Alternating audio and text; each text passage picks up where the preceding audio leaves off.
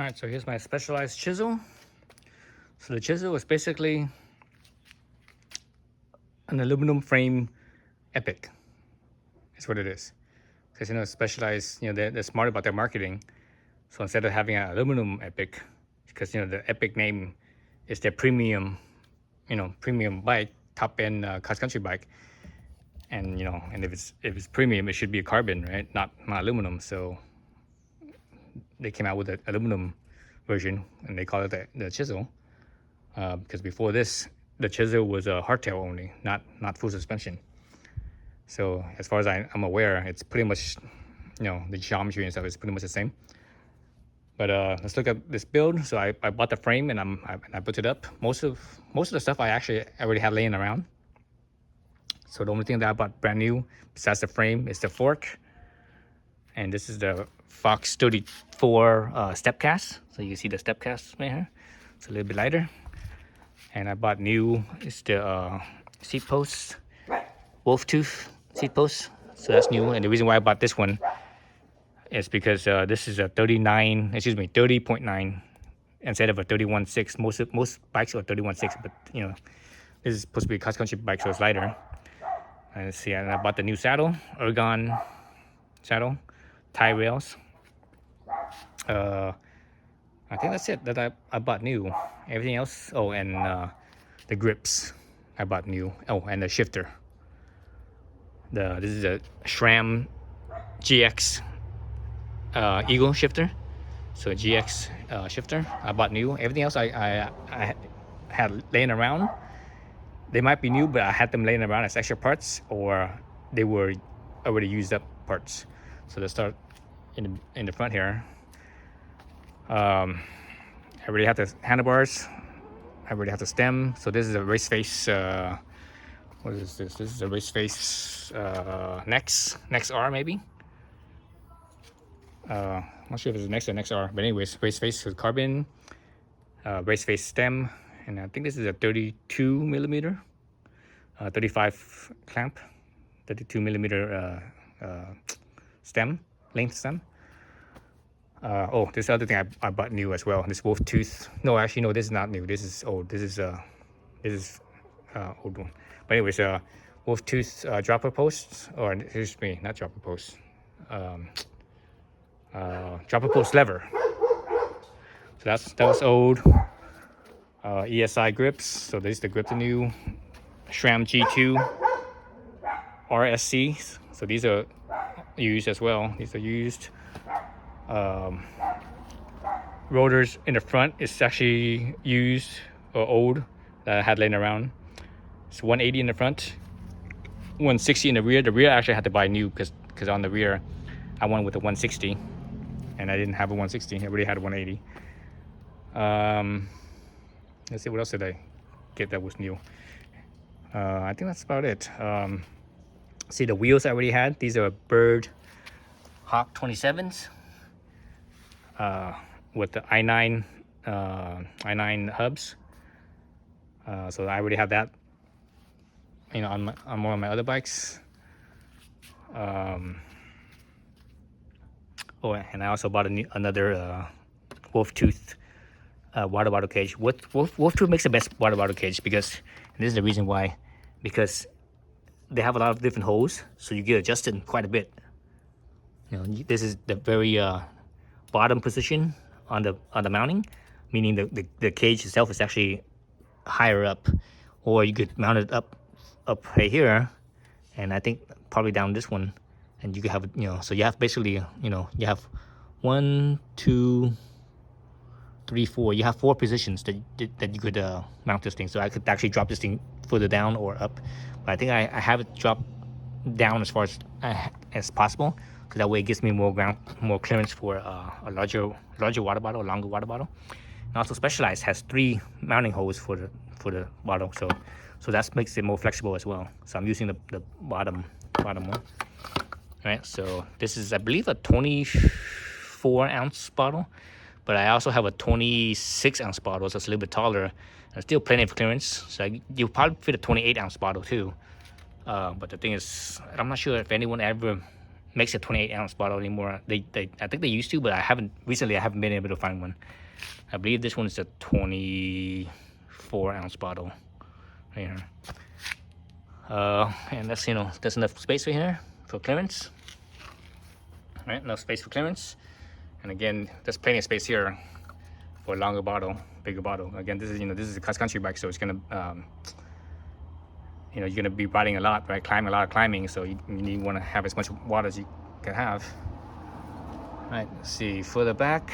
My cranks, I already have these cranks. These are the Raceface AFX. So these are the cheaper ones, a little bit heavier. I think they're like 600 grams or something like that, or 650, I forget. But anyways, they're a little bit heavier than Raceface other cranks. Has a 24 millimeter spindle. It's a chromatic spindle, I believe, so that makes it a little bit heavier. But being smaller, 24 millimeter, it's a little bit more forgiving. It's less stiff. So actually, that's what I prefer. I don't want it to be real stiff. 32 tooth oval ring. I always use the oval ring. That's what I prefer. It feels more ergonomical because the reality is that our kinematics for our legs when we're spinning in circles, it's not natural. The oval makes it feel more natural. Egg beaters, no, not egg beaters, excuse me. Candies, Crank Brothers candy. So these are the plastic ones. And I prefer the plastic ones on the platform because they're a lot lighter. If you check the weight, they're way lighter than the aluminum ones. I think the rest of it's the same. It's just the difference between this platform being plastic versus aluminum. So again, the plastic one's a lot lighter. More towards the back now. Again, bird wheels, the Hawk 27 wheels, with the i9 hub. So it's, what was it? It was 500 and something. Was it 500 and something? Or 600, whatever it is. How many points of engagement? Very high, right? I think it has like a half degree of backlash. XT cassette and derailleur, and this is the 45 tooth, big one, 45 tooth. Again, this is a cross-country bike, so it's light, so I think I'm in good enough shape to do this, and most of my climbs are not really steep, so I'm fine with this. And the cage is a medium cage, so SG, not SGS. SGS is the long cage for 51 tooth. The medium cage SG is for 45 tooth. And I think that's about it. So that's the whole bike right there. Oh, tires. Right now I have the new Victoria Peyote 2.4 race, Peyote race, cross-country race, both front and rear. I want to put the Moscow race in the front, but no one has them in stock. It's all sold out. So I think I bought the last two of this too. I got it from Performance. I was looking around and no one had these either. Performance had, I think, two, so I bought the last two, I think. Let's see. Inside the tires on both front and rear, I have the Victoria tire insert, the ultralight inserts. I think the ultralight insert is like 50 grams or 45 grams or something like that. So let's say 50 grams. So both front and rear. And I'm using a WTB sealant. I normally use Stan's, but the Victoria says that the foam insert can't be used with ammonia because Stan uses ammonia. So I think the ammonia breaks down the foam. So the WTB sealant is synthetic latex, so it doesn't need any ammonia. So it won't break down the foam. Let's see what else. All right. So yeah. Anyways, so that's my build. I haven't ridden it yet, so everything's still new. I'm gonna ride it. Let's see, today's Wednesday. I'm gonna ride it on Friday. So Friday I have time to ride it, so I'm gonna do that. One thing I wish this thing had is it doesn't have a spot to mount the little chain guide retainer. You know what I'm talking about. The one I usually use, a 1-up one, but this one doesn't have a spot to mount that. So I see this nut here. Inside here I see threads, so I'm not sure if there's something possible that could you get thread in there and to mount something, but I need to do more research into that. Normally the 1-up one on bikes that I could mount the one up is just usually I think there's 2 screws or 1 screw, I forget now, that you a mounting spot where you actually mount it on, but this one doesn't have that. So yes, I have to look into that. So I think I looked at the Specialized website on the pictures, all the pictures of for the Epic. Excuse me, not the Epic. Yeah, actually, even with the Epic and the Chisel, I don't recall seeing any chain guide up on top right there. So anyway, yeah, this is a cross country bike, so it's not meant to be ridden in places that are really chunky.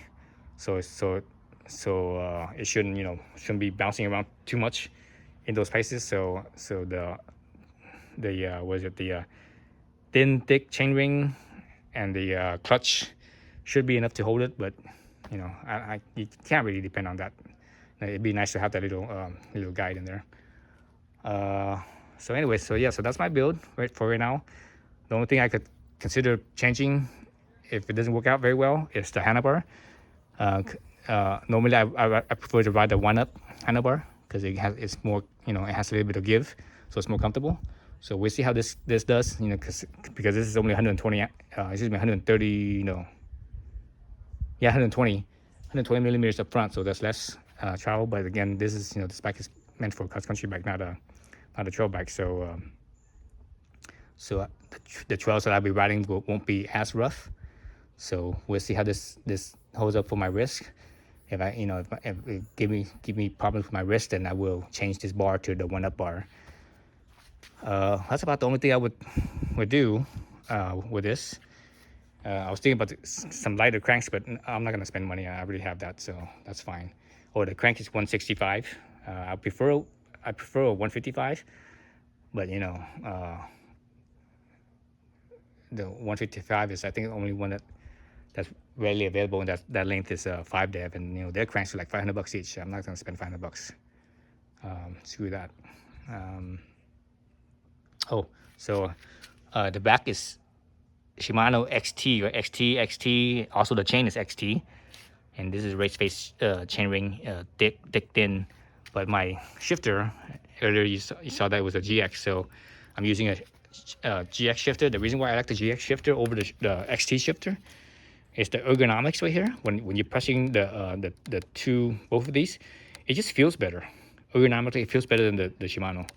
The only downside to this is that the Shimano one on the upshift, so this is a downshift to go with a bigger cog in the back, smaller cog, right? So taller gear.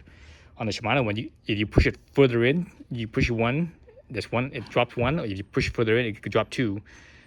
On most of my bikes, the angle that I have the lever set, the shifter lever set, I'm not able to push it to the second one. I can only push the first one. If I push the second one, I actually have to move my hand position.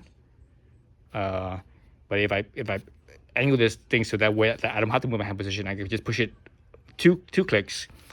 The angles get awkward here, so I don't like that. So basically that two step is basically it doesn't work for me anyway. So in that case, it's only one anyways, and this is one, and I just prefer this. It just feels better. And obviously this one doesn't have the trigger shifter, and I do use it, but I use the thumb one way more than I use the trigger. When I use the trigger one, I think it feels less natural to me, because when I'm riding, I usually have my finger covering my brake lever, right? So that's why I will have to take off the finger so I don't like that. I like to keep my finger covering the brakes, so I could just activate right here. So anyways, and you can use the SRAM shifter with Shimano derailleur. It does work, and the reason why it works is because the 12 speed spacing between Shimano and SRAM is the same. That's why it works. Okay, so anyways, enough of chitter chatter. Let's put it up on the scale and see how much this thing weighs. So here I have my Park Tool scale right here. Let's zero it out. Oops, did I just turn it on? There you go. So 0 pounds. Let's take the stupid thing off. I've had this scale for like 20 years, at least 20 years, maybe even more. And I had this stupid screen thing on here the whole time. I never took it off. That's too funny. But anyways, zero it out. Here's the bike. Let's lift this up. Oh man, I can actually lift this thing with one hand. On my other bikes, I can't do that. I have to use two. Oh, 27 pounds, exactly.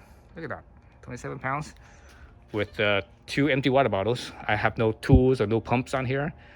I might put a pump on here, maybe not, I'm not sure. And maybe tools too. I might, oh, you know what, I didn't put a pouch on here. I'm gonna have to re-weigh this thing. But anyways, as is right now, it's 27 pounds. Let me put the pouch on here, and maybe I should put the tools in here and maybe put a pump on here, and we'll see. But 27 pounds. So my trail bike is 32 pounds. No, 33 pounds. 33. Yeah, 33 pounds. Or just under 33 pounds, actually. It's like 32 and 14 ounces when I weighed it. So 27, 28, 29, 30, 31, 32, 33. Wow, 6 pounds lighter. Or almost 6 pounds lighter. So that's a big difference. Really big difference. So yeah, so I'm gonna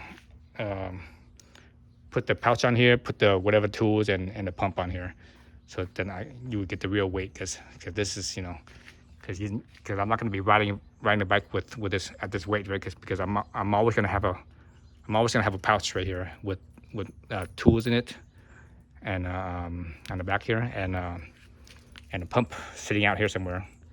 So you have to count that in. So yeah, so be back in a second.